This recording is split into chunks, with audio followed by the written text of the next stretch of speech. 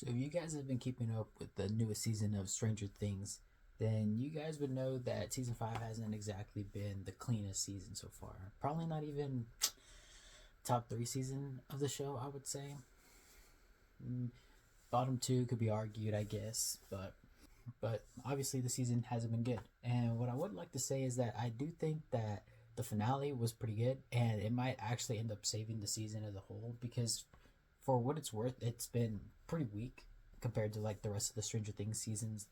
Acting hasn't been that great, delivery hasn't been that great, story's been kind of bad with the pacing, fast and slow. But the finale, I think, did the show good justice, and it wrapped up everything in a nice way. Huge spoiler warning in case you guys haven't been keeping up with season 5, and especially if you haven't seen the finale. But I'm gonna go ahead and start talking about it. Like, the first things I want to talk about are like what the season did well, and I think the explanations that they had were super easy to follow. It wasn't giving us like crazy Einstein relativity, breakdowns. It was kind of just making a lot of analogies and explaining it from there.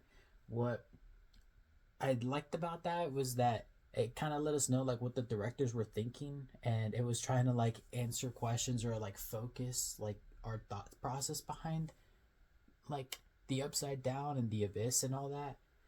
So that was pretty cool. Another thing that I did like is some of the characters that they introduced, like Derek and Holly. Shout out Derek, delightful Derek might be the go-to the season. Holly was also a pretty good actress and probably one of the best like actors of the season. And I also got to shout out Dustin's acting. Like, I thought from the original cast, his was probably like the best and most like genuine and authentic to the character. And I think that the story for season 5 fit Stranger Things pretty well. Like, it wasn't too outlandish. It's not like, they're going into like space or something. Like, yeah, we find out that they're in like dimension traveling, but it all kind of works out together. What the season did bad though was the character building. Like, what they did with Elle, like they kind of just reduced her down to like a side character. Like, she literally was like co-star, and now she was like a kind of like a third or fourth person player like in the show. And it's kind of weird, like they did all this building up, and then like at the end of season 4 it was kind of like, oh, they were gonna fight Vecna without Elle, but then they ended up not finishing the job, and so it was like, oh, obviously they're gonna need Elle to like kill him, and then they did all this build up, and it just kind of didn't really deliver. And then some of the other characters that like I feel like they did a bad job with is like Hopper and Joyce. Like, earlier in the season, like Elle and Hopper were just like, their dialogue was just so weird. They just said like the word bitchin' like 30 times, and I don't know. I felt like there could have been more to that other than just Hopper being like afraid of losing his daughter. And then with Joyce too, they just kind of turned into like just panic mom, worried mom.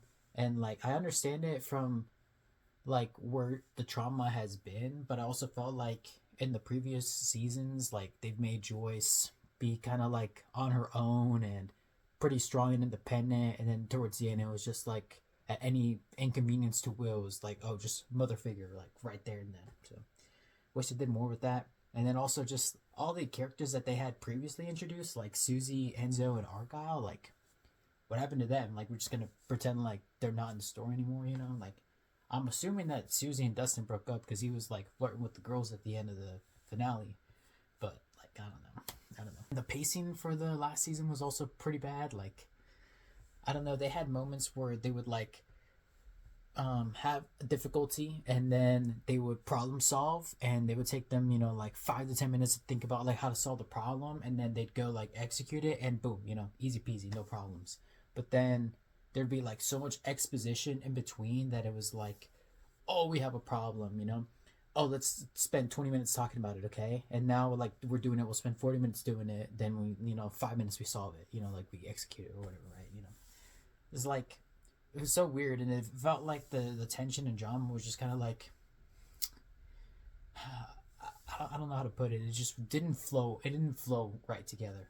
Also, the times where they did have like some of the exposition just felt like really out of place. Like two side characters talking about like some problem or difficulty that they share, and then somebody calls at them, hey, like and then they're brought back into the drama, and then whatever they just talked about ends up being relevant to the moment, you know, like with Will and Robin, like that one scene where she was talking to him about like coming out or whatever, like that was kind of cool. Like I thought that that was like the most like well done version of it in the season.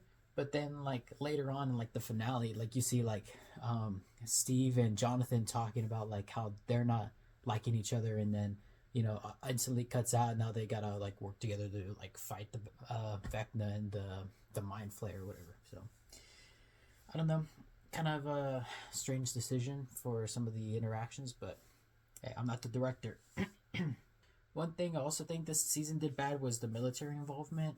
Like I understand that the military wants to get L's blood because they want to start the program, that's like all Dr. K's like after, but they didn't make the military seem like all that intimidating, and it was kind of weird because they just pretended like nothing of the conflict like was happening. Like they were just like, oh no, it's all just L, when it's, and they clearly fought Vecna, and like everybody got slaughtered by him, and they're like, hey, Vecna happened, and Dr. K is just like, nah, this is your fault, like this is all L, and it's like, okay.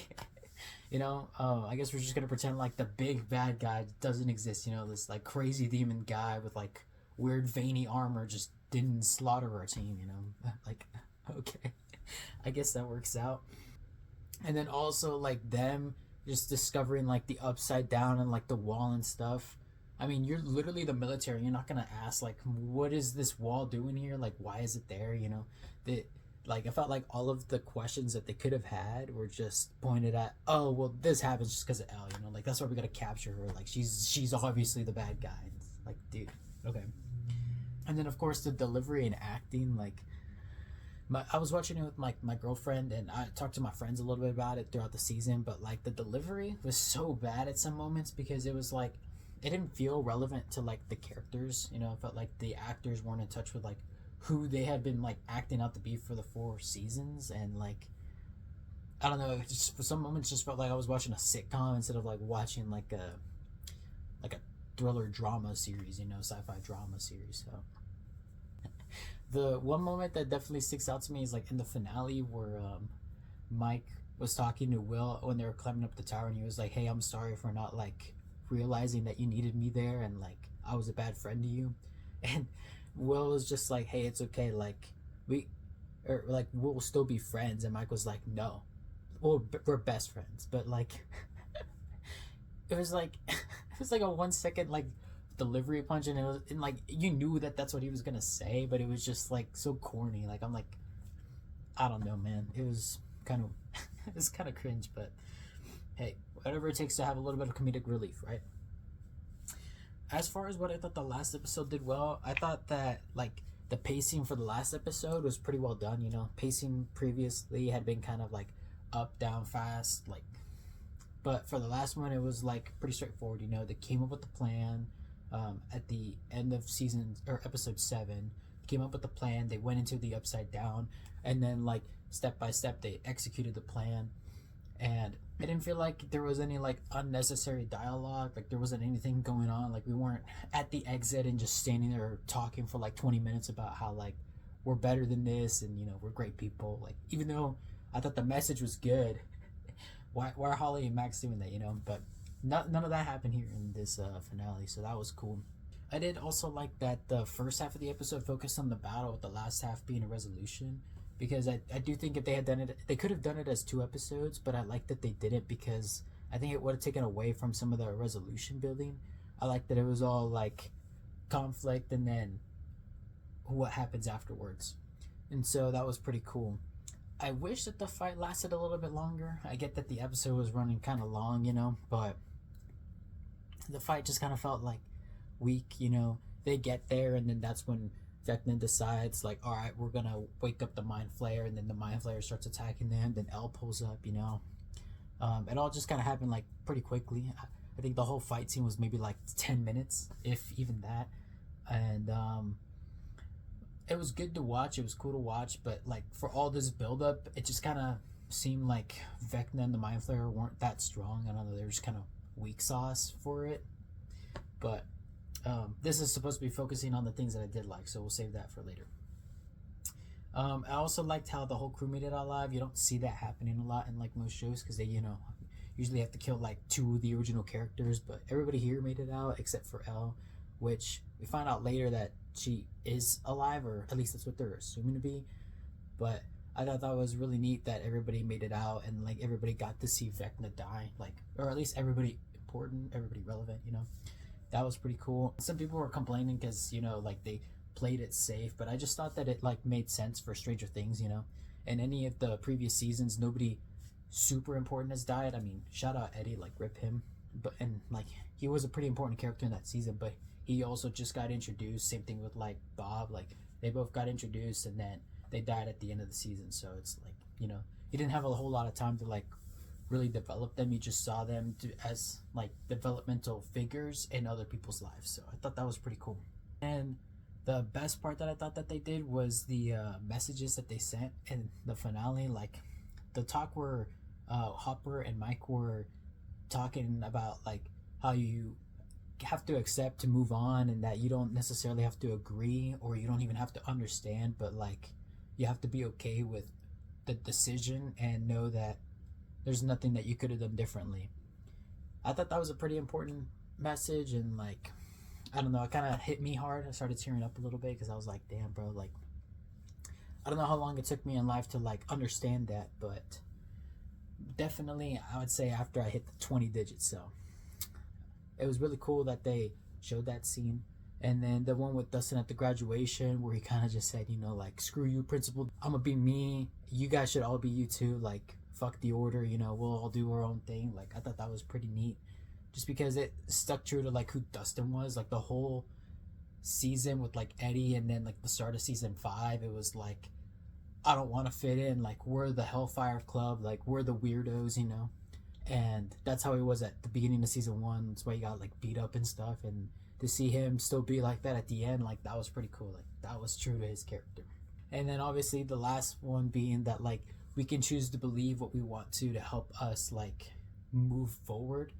Like Mike realizing that maybe Elle did escape and telling everybody that like, hey, this is what I think, but we obviously can never prove it, but that's what I want to believe because it makes me happy. Like that was really cool, and that was like a pretty powerful message to go along with the accepting and moving on. So as far as what I didn't like about the last episode was that they tried to make Henry feel like a relatable person and like not a horrible like evil bad guy, and they kind of just killed that off because we spent all this time trying to figure out like why is he the way he is, and then they show a scene where it's like, oh, he got corrupted by this thing, like he never had the abilities, it was somehow but inside of this briefcase and it merged with him, right?